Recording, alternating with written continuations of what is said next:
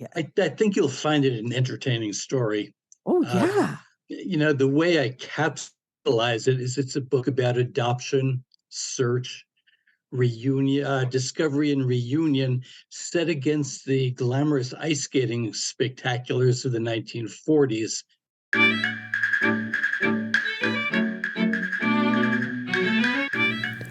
Welcome to Story Power, a bi-monthly podcast where my guests and I chat about stories and creativity in all different styles and formats.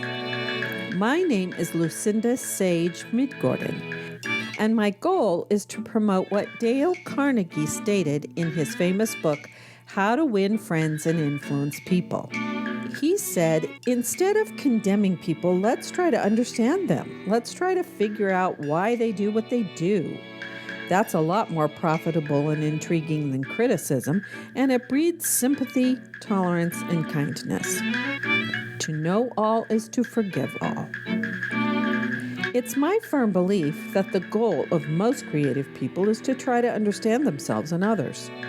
That's what makes artwork of all kinds so compelling. But more than that, the personal stories of my guests promote understanding as well. Roger C. Schenck, a cognitive scientist, said, human beings are not ideally set up to understand logic. They are ideally set up to understand stories. It's my hope that Story Power will help us understand each other better by sharing the stories of my guests. This is episode 86, and I'm talking with Edward DiGangi.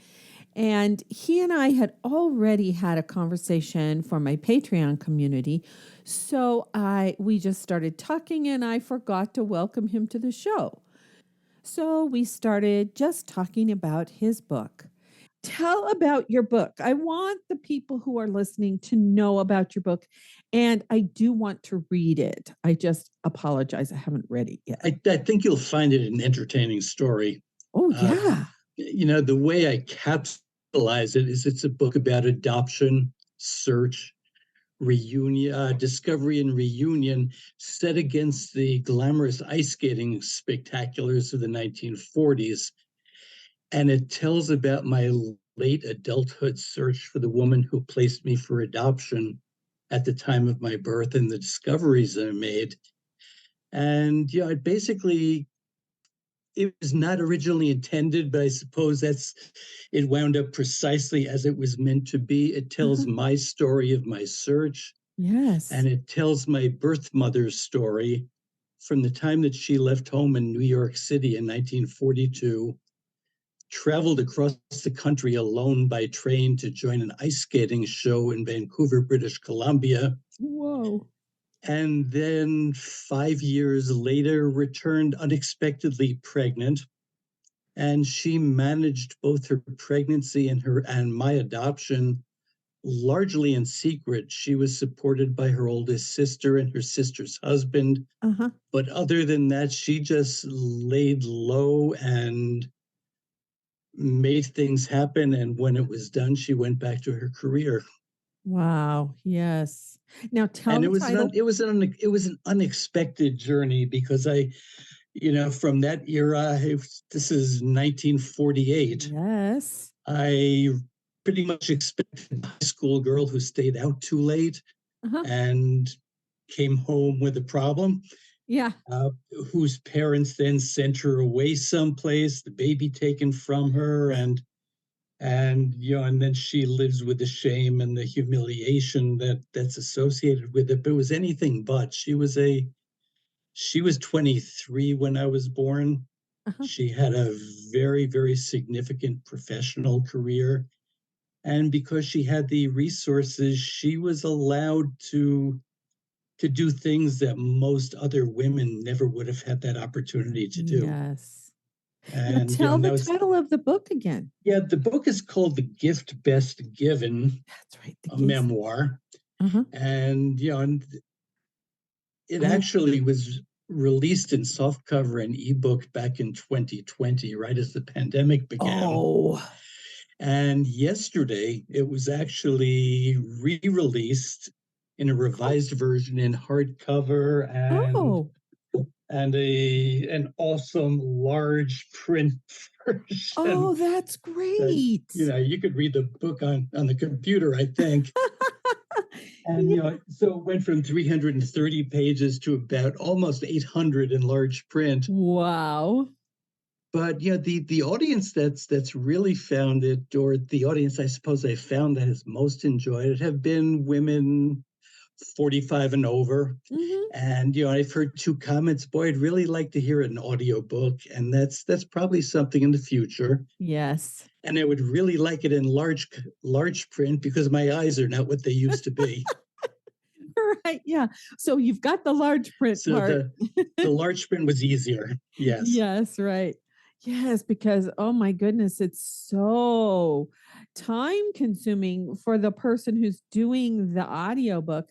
And so, you got to pay them for their time because they have to practice. And then, if they don't read something right, they have to redo it. Then there's all the editing. It's a long process. Yeah, audiobooks are an expensive proposition, and people Hmm. people need to understand that. Some of them are, Hmm. can be done convincingly by one reader. Hmm. Hmm. I think my book at the least would need two, Hmm. and that compounds everything, compounds Yes. expense, compounds production time, and trying to Yes. get all the voices mixed together. Yes, right. So we'll Yes, see if that happens or not. I've only listened to about 3 or 4 audiobooks, and that's usually when we're traveling, Right. we're going to Missouri for Christmas or up to the Northwest where my family lives, and so we listen to audiobooks, and usually it's just one author, and it's usually an actor who Right. can do the various voices, but that's difficult. I mean, I used to be an actor. I tried to do my audiobook and I couldn't do it. It was too difficult. It is difficult. It's a difficult process. I'm writing a sequel now. Oh, good. I was going to ask. Yeah, and it follows yeah, as I said, I was born in May. By October of the same year, my mother was back performing and touring, Oh, wow. and she fortunately left a handful of notes about her career that I have, and I've come up with a sequel that involves my narration of where Mhm. and when she was, Mhm. Mhm. and then opposite that, her diary entries about what she was thinking at that time. Oh. And that will be a much easier thing to do as far as an audiobook goes. And I've Yeah. even been experimenting a little bit with artificial intelligence because there's some wonderful voice simulation out there now. Oh, good. And with Yes. just two voices, it will do nothing but get better. Yes. Right. So as I reach the end of the book, I'll be tinkering more with that. Yeah. I was going to ask, do people who have been adopted, are they part of your audience? Are they some of the members who read the book? Yes, and it's an an interesting conglomeration of people. Uh-huh. I approach this very naively. I had the ultimate, perfect adoption experience. Right. And I attribute that mostly to my birth mother because she was very specific about what she wanted the people who adopted me to be able to provide for me. Mhm. And remarkably came up with all of it. And and I had a childhood that, my parents loved me as well as they could have loved any natural born child. Mhm. Mhm. A lot of people in the adoption community don't have that experience. Mm. They, number one, feel that they've been given away for reasons they don't understand, and in many cases wind up in places that they don't feel would have been as good as if they had not been adopted. Yeah. Yeah, so I think there are two components to the adoption community. One is the community that's very present on social media and in podcasting, and they're Oh, largely support groups.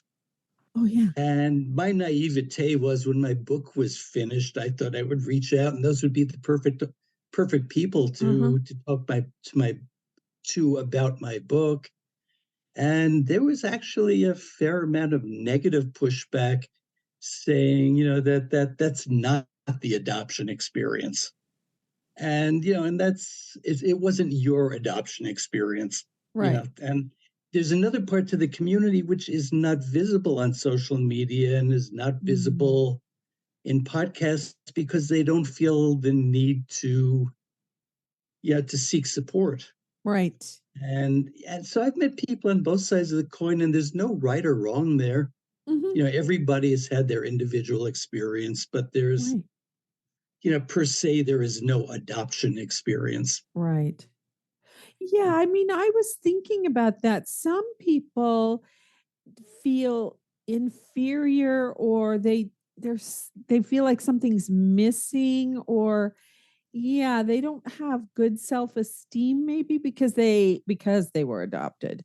And then other people like you don't feel that at all. So that, yeah, I think you're right. There probably is a whole group of people who just it it didn't affect them in a negative way Right. necessarily. It's interesting when I go and I do book presentations Mhm. or talk about the writing of the book, I will inevitably have people come up to me afterwards Uh-huh. and say I was adopted, or I've adopted children, or my Uh-huh. sister was adopted or has adopted. And there are a lot of people out there. And when I mention, well, have you been on any of these groups or have you listened to any of these podcasts? They generally scratch their head and say, I didn't know those things existed, but I don't have time. Right. And I think the one other delineating factor may be, and I certainly have no statistical information with this. It seems to me that the folks who are the most comfortable with their adoption experiences are the ones who are older. Ah, And and then and I don't know. I don't know if as you younger people these days expect more. I don't know. yeah. But when my book was first published, everyone's desires. I want to see my book on the bookshelf in a local Right. bookstore. Right. And that in itself is a challenge. But I went to my local bookstore with book in hand and had a Mhm. very nice conversation with our bookseller and the lady who owns the store. And we're kind of wrapping up the conversation. She took a deep breath. She said, "You know what?" She said, "I'm adopted." Ah. And I said, "Really? Okay, that's very interesting." And there's a coffee shop across the street from her store. And after I had left her, I went across the street, and there was a woman who I'd become stronger friends with since, but I knew fairly well back then, Mhm. and told her the conversation I had. And she paused and she said, "When I was 17, I gave up a child." Oh, So, I mean, yeah. these are just random encounters, and there are a Right. lot of people in the universe, not all of them represented, Right. visibly, I guess. Right. Yeah. Yes. So I was wondering if maybe knowing that you're adopted early on helps, or maybe it's detrimental. What do you think about that? If people don't know they're adopted until they're an adult, is that different? Do you think they react some people react differently than when they know they're adopted when they're young and they just know that their parents love them? Do you have any ideas about that? Yeah, and I think you've got a couple of variables there, is knowing when you're young and Mhm. knowing that your parents love you, because not I Mhm. don't think every young child feels that necessarily. Mhm. Right, And yeah. and you would wonder why not. You would think somebody who would go out and adopt a child would be in eternal love with that child. But that's not always the case. It not always has been the case. Right. But I think, somebody knowing early in their life is certainly advantageous to somebody who discovers something much later in life, because I think that's a betrayal, or many Mm, people see it as that. yeah. It's, why do I discover this now, and why did you keep it from me? Right. And there are a world of stories about that. Yeah. That's it's happening with adoption, and now with all of the DNA testing, people are finding out at 40 and 50 and 60 years old that their mothers are not their mothers, and the fathers are not the fathers. And I Hmm. suppose it's the fathers typically are not the fathers, Yeah. Or fathers are discovering that their children are not their children. right? I Which I mean, suppose has happened from time immemorial, but there are no secrets anymore. DNA has just fixed it, so there are no secrets. that's right. Yeah. But even people like me, I know that I'm my parents' child and all of my siblings are. But even people like me who know that they were born to their parents, sometimes they don't get along with their parents either. So it's. No, that's absolutely true. And I agree with that 100%. Uh, I often hear that, well, you're the way you are because you're adopted. Right. And I'm a fairly self-critical person, Uh-huh. or at least self-analytical. I kind of look at myself Uh-huh. and say, why did you do that? Right. Or what could you have done better? And where some people might look and say, you're that way because you're adopted.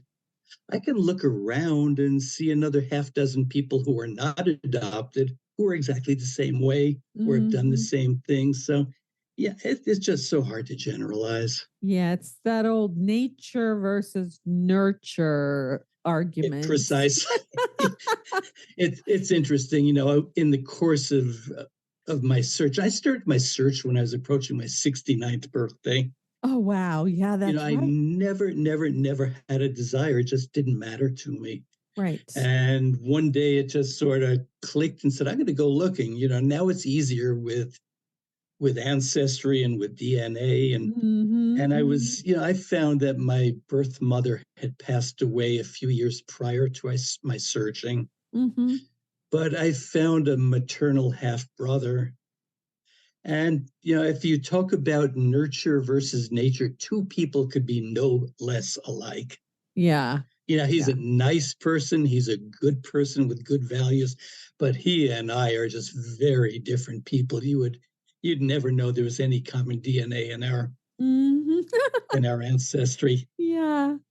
Yeah. I mean, because I don't know, that's just interesting that that whole argument about, oh, nurture is more important than nature. But, I think we do get something in our DNA from our ancestors. But yeah, we get to make the choice about who we're going to be. I'm not sure that's a really many people think that way.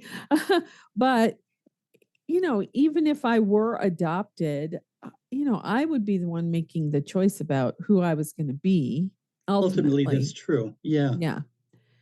But, I can find little things where you could say, okay, that's because of your mother. And I welcome those things. I Mhm. embrace those. Mhm. She loved her cats. And we have a cat who adopted us one day, Oh, and I love that cat. And yeah. there are a couple of feral cats in a local park that have sort of been adopted by people who go through the park, and every Sunday, they expect me to show up with the cat food, and yeah, so we've got the cat commonality. And I said a couple of things to my maternal half brother, and he said, "What did you say?" And I'd repeat them. He said, Mama used to always say that. So Yeah. there these were not earth-shaking, creative new thoughts, but Right. yeah, Yeah. maybe so. Maybe so. Yeah. It's hard to say. I mean, I don't know. I'm sure there are people who do extensive research about all of that. And I just don't read all of those articles or those books. But yeah, No, nor that's do I. It's life is what life is, I think. now remind me because when we were talking for Patreon, I think you mentioned something about your birth father, but I don't remember what you said. So did you find anything about him? Yeah, I started my search in February of 2017 Oh, whoa. for my birth mother. Yeah. Hmm. And that was a 3-year process of the Hmm. search and the writing and the publication. But the preceding Christmas, so Christmas of 2016, my wife had been kind of nudging me all along. You should do DNA. You should do DNA, and maybe it would tell you something. And I kept on saying that really isn't important. But when Christmas came, I thought for two reasons it would be good to do DNA. One was I would finally figure out what my ethnicity was. Mm-hmm. I knew that my adoptive father was Sicilian, my adoptive mother was Ukrainian. Mm. I didn't know for sure what I was. I always sort of identified with the Sicilian side, right? Maybe because it seemed more glamorous. And the other reason I decided to go and get DNA kits is because every time I'd buy my wife a present at Christmas, she'd wind up returning it. So I decided that she could not return a DNA kit. So so we both did it, and there was a very, very long delay in ancestry processing Hmm. the results at that point. And by the time I got my results back, I knew a great deal about my maternal family. Ah, When I got the results back, I got the pie chart, which right. said, here's your ethnicity. And there was no Sicilian there. There was a good deal of Eastern European. Ah. And then I turned over to where they give you your list of close relatives or give you a list of DNA relatives. There are about 1,200 of them. Oh, whoa. And yeah, and I looked, and the first name at the top was identified as first cousin close relative. Uh-huh. And I looked at the name and I said, that is not a name for my mother's side of the family.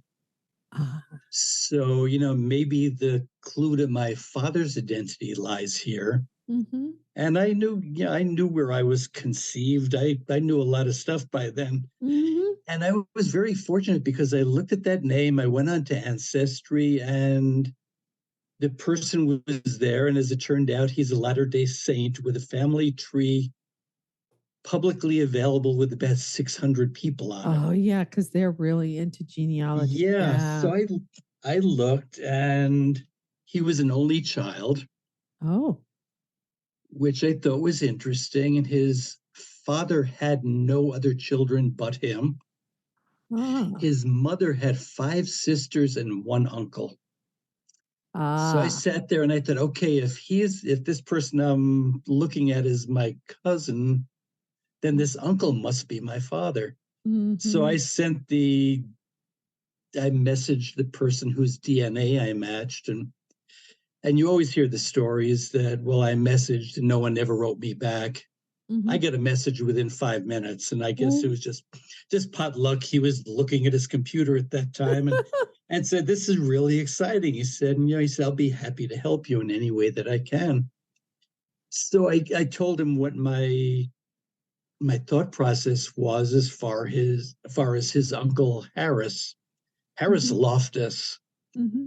and and he wrote back again within 5 minutes and said, "What you're thinking is very logical because he's the only if we're cousins, he's the only male uncle in the family." Right. So, yeah, I called my wife and said, I think I found my father. And honestly, I'd never even given thought to who my father was. He Mm-hmm. was Mm-hmm. passing thought. But then I get another message 5 minutes later, and this person came back to me and he said, I was looking at this more closely. He said, you said you were conceived in San Francisco.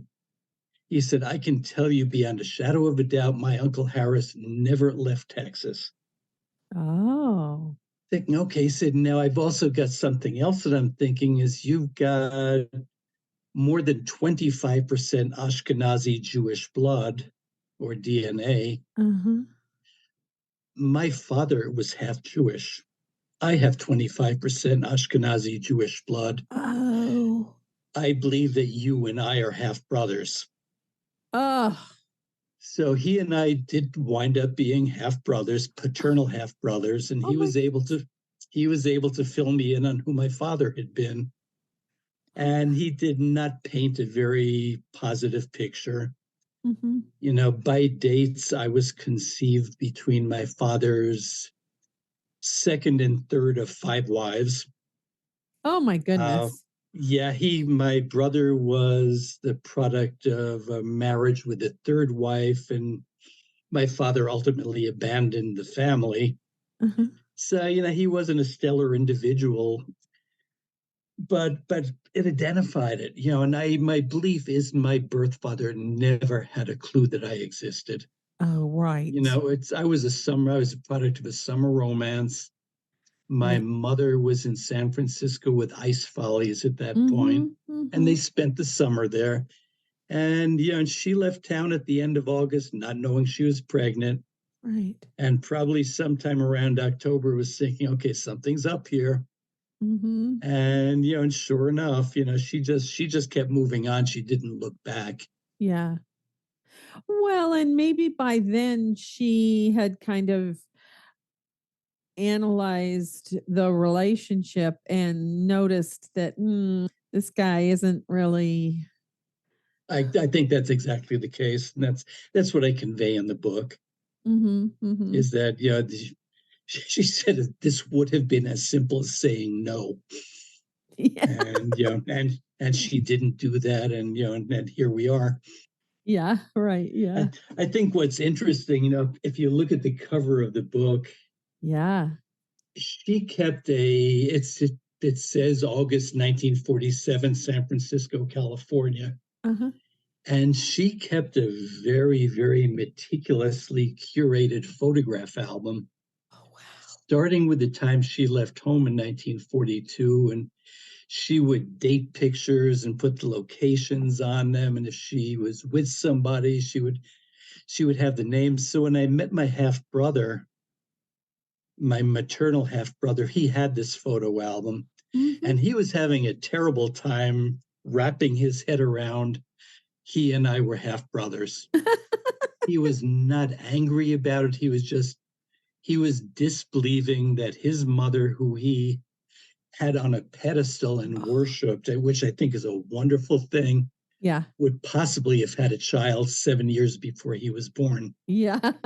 So he went, when I was trying to convince him, he went and he got this photo album out, and he was kind of flipping through, and there were the 1942 and 3 and 4 and 5 pictures in 1946. And I stopped him, and I said, Ted, I said, only intuition, but I know where our mother was in August of 1947. She was in San Francisco. And he said, no, she was with my daddy and they were someplace else with Holiday on Ice. I said, I don't think so. And he turned this page, and this picture showed up in the middle of the page. It is the only color photograph in the entire album. And it was clearly listed as where she was and when she was there. Mhm. And he kind of looked at that and he just closed the album and put it away. And we kind of went on with a different discussion for a while. Oh, yeah. That is mind bending when you discover that your parents that you think are so perfect aren't perfect, you know? Yeah, it's funny. Before I knew my mother was deceased, Mhm. I thought over and over and over about if I discover where she is and how she is, Mhm. number one, will I go to her Mhm. and insert myself back into her life, and how would I do that? Mm. And I never gave a second thought to my brother. As I Mm. just sort of barged into his life, and it wasn't barging in, but it wasn't carefully calculated like I Mm. would have with her. Mhm. So he needed time to really, really digest. Yeah. And once he finally accepted it, he kind of shrugged his shoulders and he said, well, I guess every woman's got a secret. And that was hers. And he was fine with it after that. We talked Yes. fairly frequently. Yeah. And he talks about our mother. So Yeah. Oh, that's cool. yeah, so I think I came into his life at a good time because he had been having some troubles too. And Mhm. So I think timing wise, everything worked Yeah. out nicely. So is that the only sibling that you have? Well, it's the half brother on the maternal side and the half brother on the paternal side. Oh, right. Yeah, my mother had two sons. The second one died under some very unfortunate circumstances. Oh. And that was before she had passed away. So, Mhm. in the last years of her life, I can't help but thinking, she had lived this little girl's dream with her ice skating career, Mhm. Mhm. and then sort of came to the end of her life with with terrible sorrow over the son who had perished, Yeah. and yeah, so it's but that's life. Yeah, I also really. like to think that she's someplace, whether you believe she's up or down or Mhm. sideways, looking and saying, okay, this turned out okay. Yeah, right. Yeah.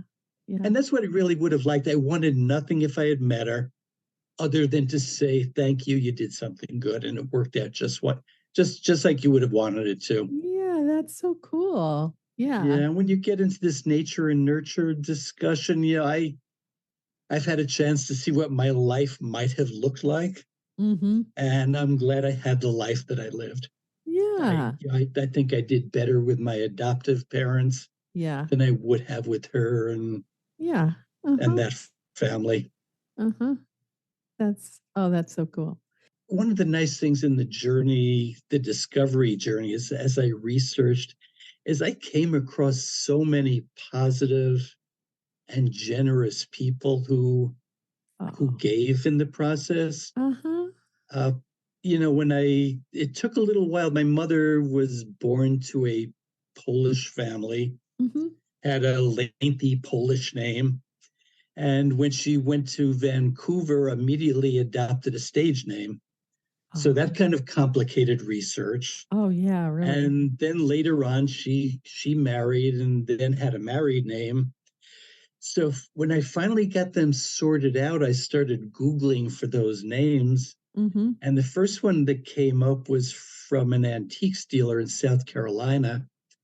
And she had written an article for an online magazine about how she had been to an auction in Atlanta in 2012, I think, and had purchased a number of items that had been manufactured or created by my mother and her then husband, or Oh. the man who she had married. And Uh-huh.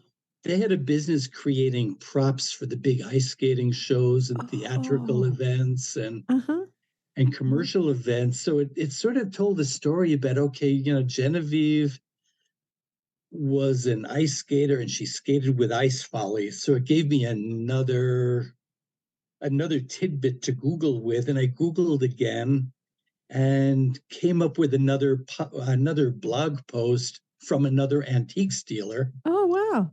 who had been at the same auction. Oh, And wow. her blog page had 6 photographs of my mother. It had a copy of my mother's first professional contract Oh, and a wow. copy of her middle school diploma. Oh, wow. And she explained that she had been to this auction and not knowing who this person was, Right. but only knowing it was a glamorous era, and she was this beautiful individual, Mhm. purchased this box of ephemera just just because. So this Yes. is 5 years before I began searching, and she and her husband sell what I guess in the trade is called smalls. There's small items that are easily sold one at a time and Yes. can be shipped Right. by mail. Yes. So I assumed 5 years later that those whatever she had come up with was gone. Right.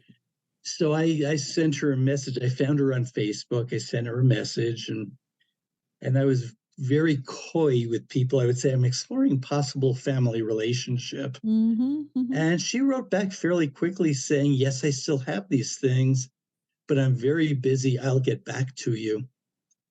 And about a week later, after she didn't get back to me, I messaged her again and said, I'd really like to talk to you. And then I threw away the coyness and said, the information you have is all about my birth mother. And within 5 minutes, the telephone rang and she said, "Oh my God, I'm so sorry. I forgot all about it. You need to come to Atlanta now." Yeah. And about a week later, my wife and I, we live in North Carolina, so we drove down to Georgia. Uh-huh. And she and her husband met us at the hotel and carried in the same carton that they had purchased at the auction. And, just went through it all piece by piece. And, and I had debated, okay, if they're willing to sell it, how much am I ready to pay? And Yes. at one point, I was writing something down, and her husband said, "What are you writing down?" I said, "Well, I just want this name because I thought I could try to find this person who had autographed the photograph." And he shook his head. He said, "No, no, no." And he just pushed the box aside. He said, "We've just been holding this box. This all belongs to you."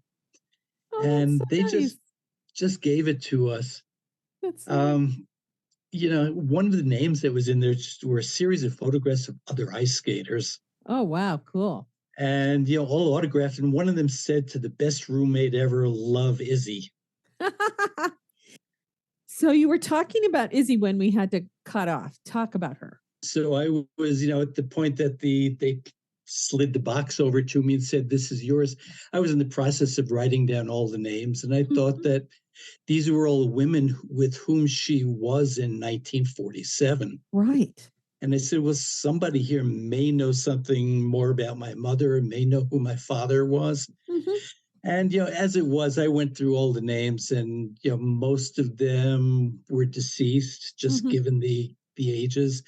A couple of them I couldn't find. And ultimately, I located Isabel Smith.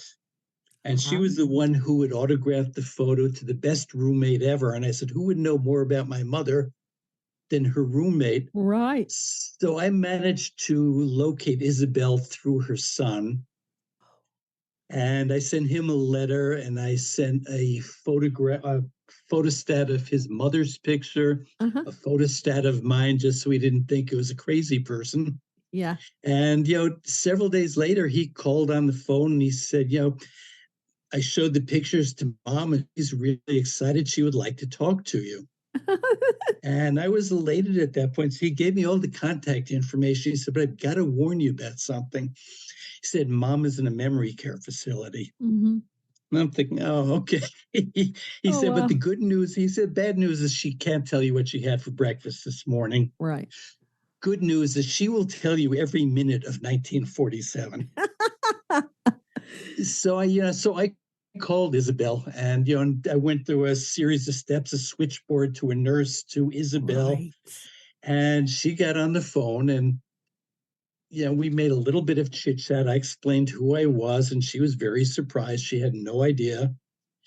And then I said something like, "I realized that," and I don't remember the precise age, but I think, it's not fair to ask someone who's 91 years old a lot Uh-huh. of questions about 1947.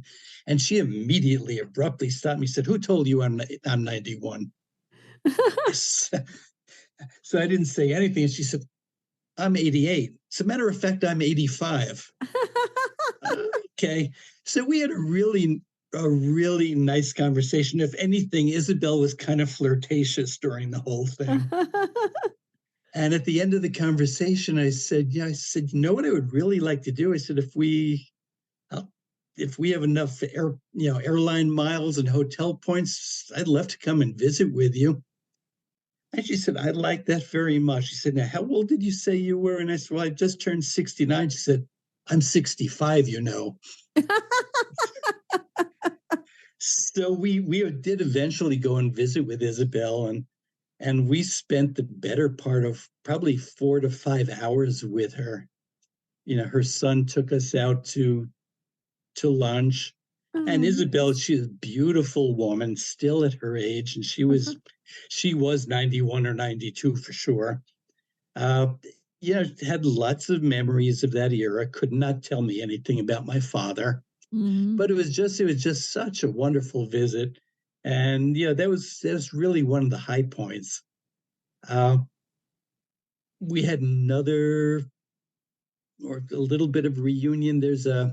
I talked to my maternal half brother's daughter, Oh. and they're estranged. Oh, uh-huh, because he's been married a few times himself. uh-huh. And when I talked to her, we had a nice conversation. She mentioned that, I for Halloween I rented a costume from so and so, and she said she remembers, my grandma. So yeah, anytime I had these conversations, I was always taking notes. So when I got off the phone with her, I tried to find out who was a costume renter down in that part of Oh, yeah. Georgia. Uh-huh. And I think I don't know if I called her or sent an email, but she called right back, and she we had a very nice conversation. She had very clear memories of my mother.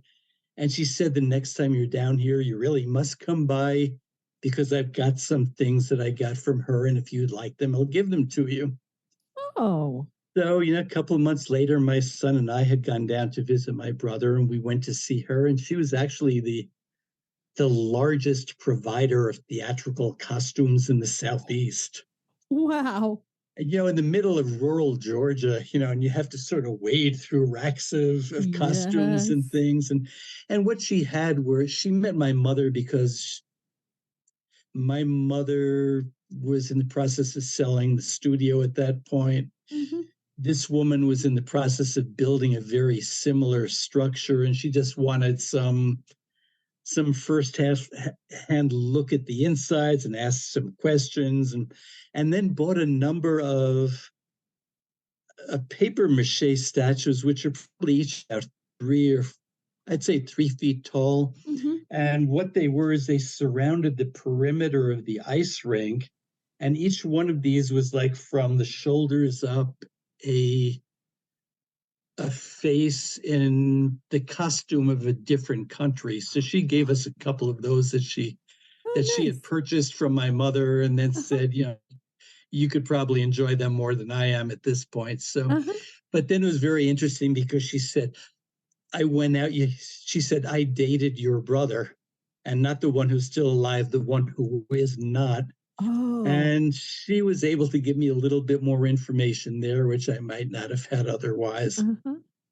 So it's just little grains of family history that we come up with. I guess, as I said, when learned who my mother was, I did learn she was no longer alive.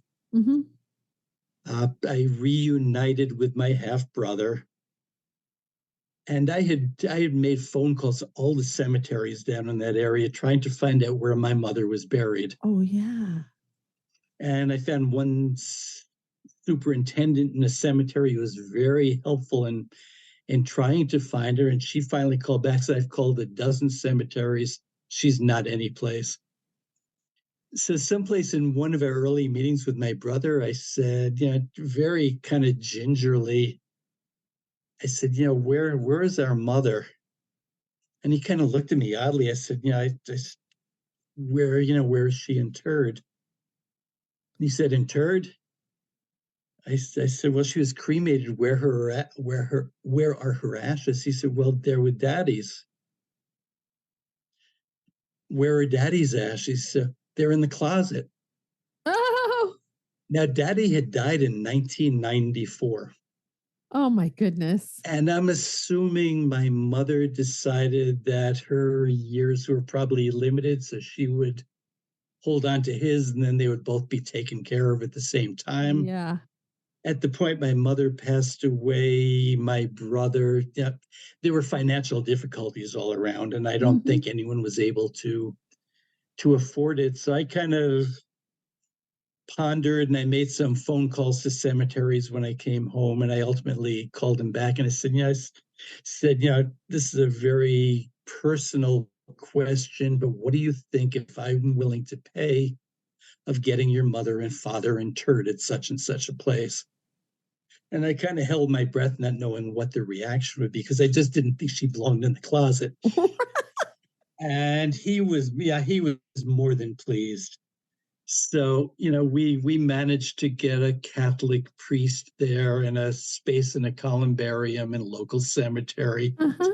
So we did get the two of them interred together, and I feel very good about that. Oh, My brother yeah. goes 3-4 times a year to visit, which is a Uh-huh. nice thing. One of the humorous stories out of all of this is is my brother lives in a fairly rural town. It used to be an old textile mill town, and the Oh. textile mills left. Mhm, mhm. So it's kind of it's not a real affluent location, but in the midst of town is a very, very, very fine restaurant.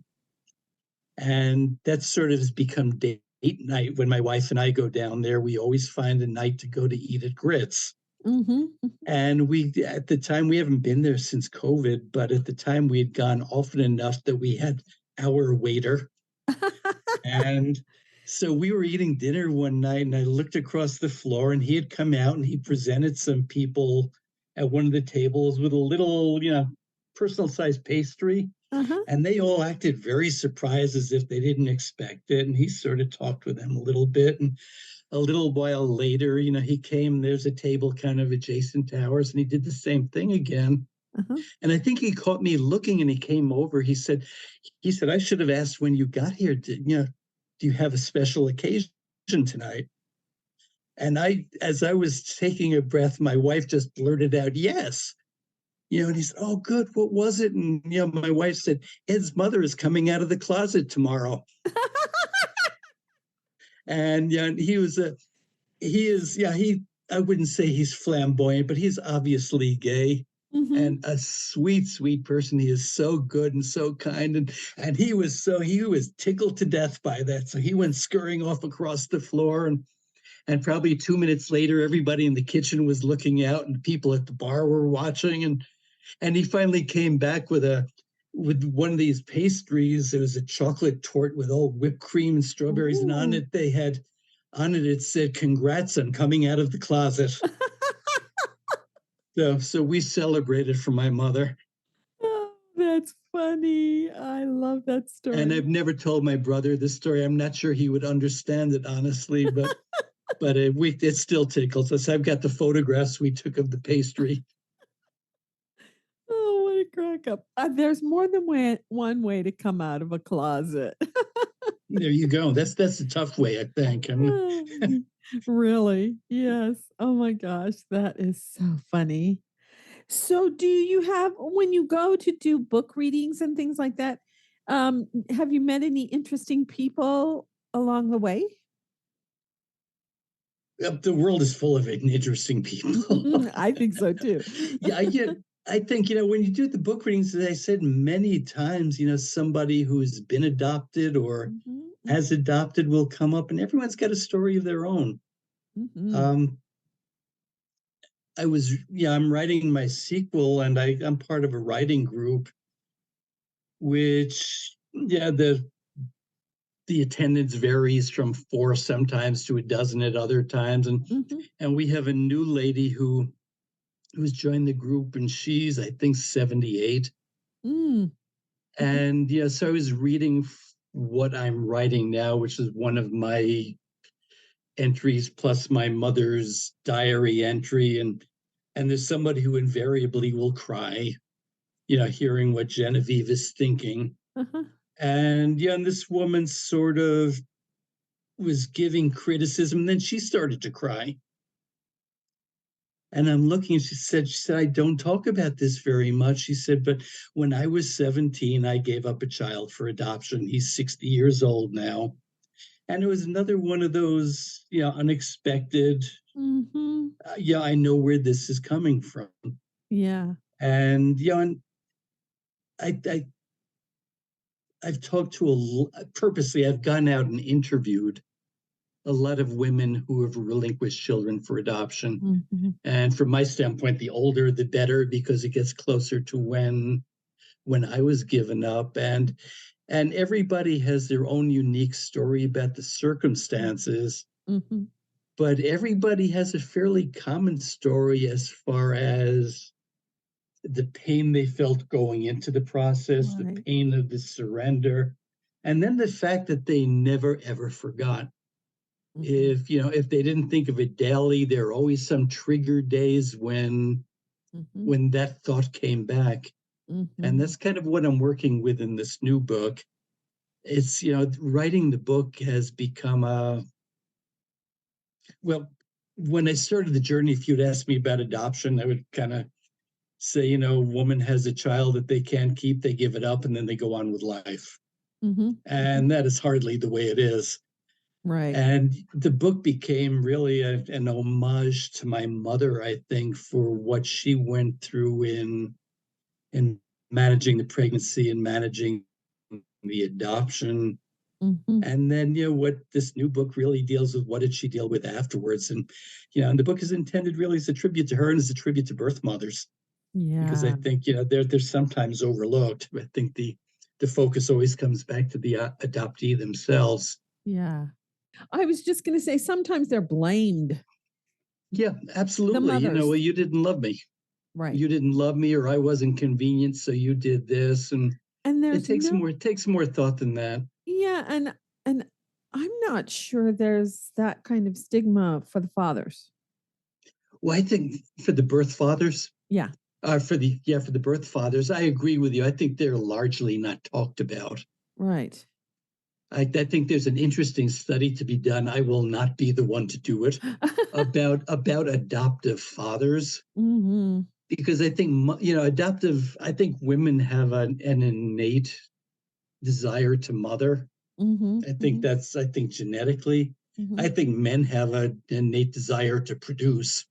Mm-hmm. And yes, I wonder what the consensus among adoptive fathers would be, that Mm-hmm. suddenly a child that either I could not produce or my wife was not able to has now come into our life. I don't know. I don't Yeah. know. Yeah. I do have one other kind of interesting thing. Okay. Big discussion in the adoption community is opening birth records.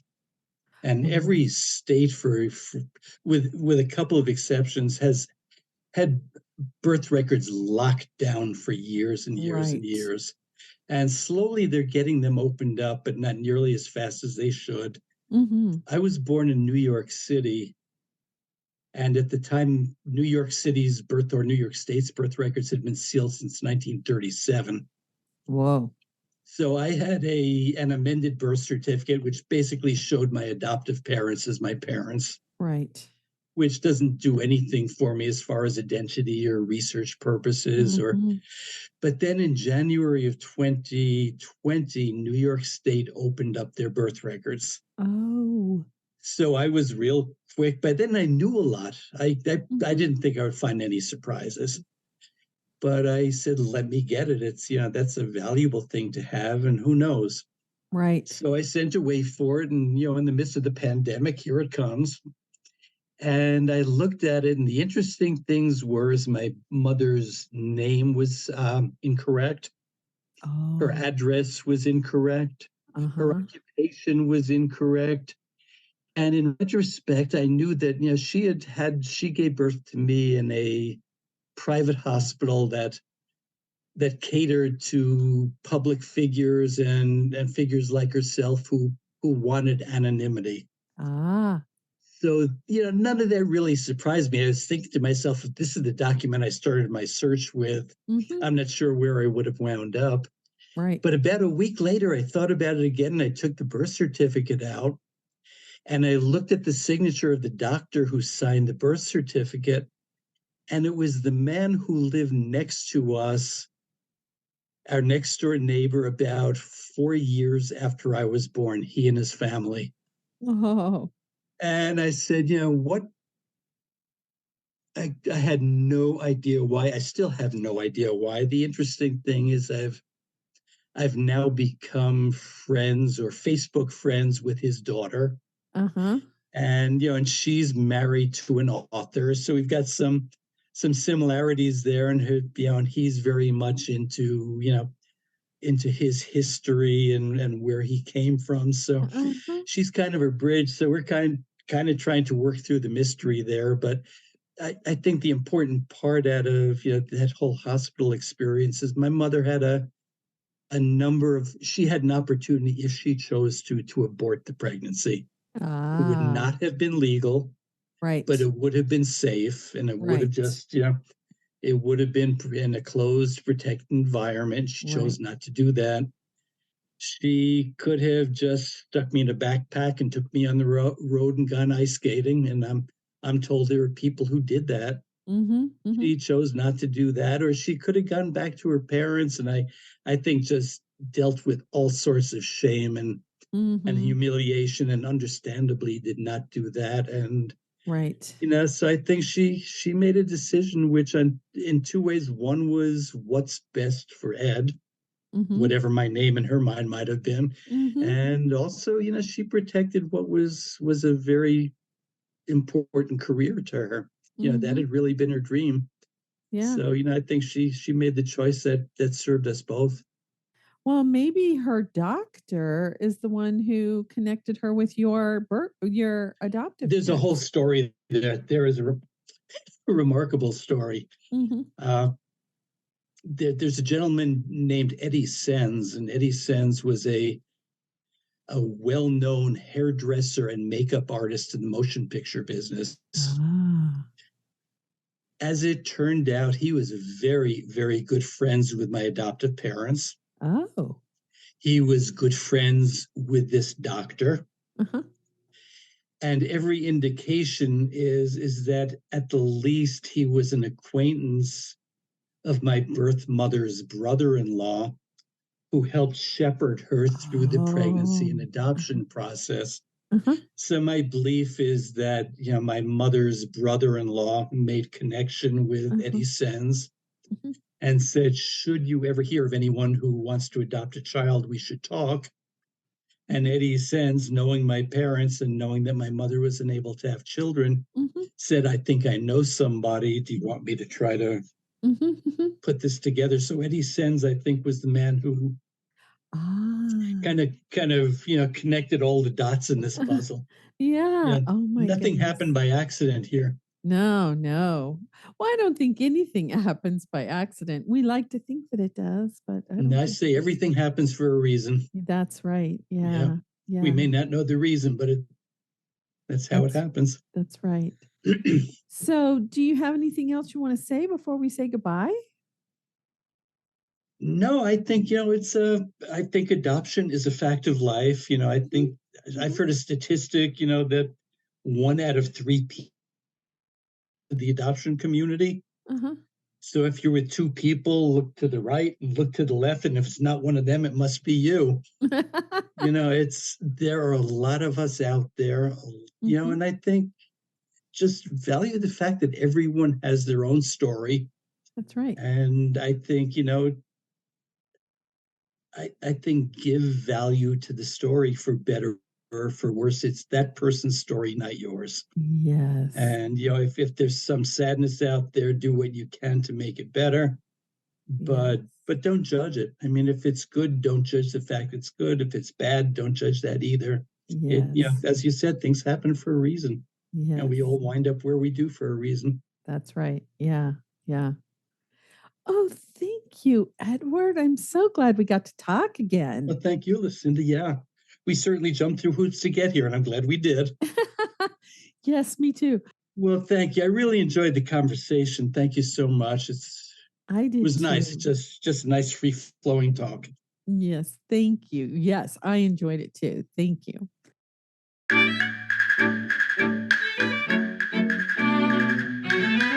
I hope you enjoyed the show. If you like what you heard, please share it with a friend and give us a rating and/or review on your favorite podcast app. It will help people find us. I invite you to join my Patreon community at patreon.com/storypower, all one word. Or if you like, you can subscribe to Story Power on Apple Podcasts. It's my aim to build a community where we discuss the stories we love and talk about what we learned from them. I offer extra audio content and story suggestions to my patrons on both platforms. Remember, as Philip Pullman said, after nourishment, shelter, and companionship, stories are the thing we need most in the world. Let's spread the story love. Until next time, this is Lucinda Sage-Midgorden. Thanks for listening.